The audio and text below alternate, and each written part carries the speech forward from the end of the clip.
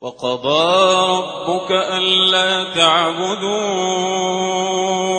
إلا إياه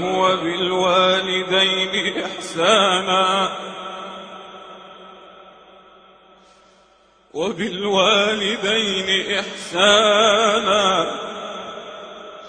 إما يبلغن عندك الكبر أحدهما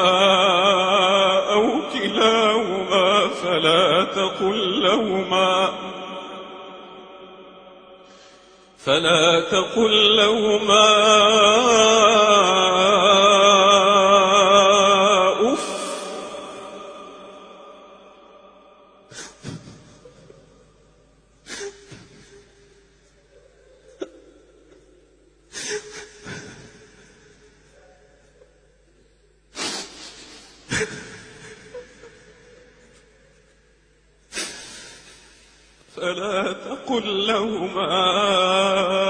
أف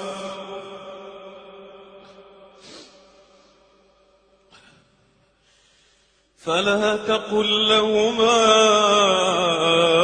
أف ولا تنهرهما وقل لهما قولا كريما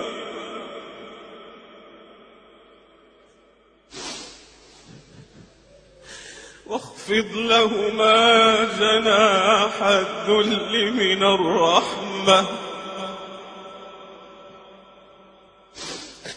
وقل رب ارحمهما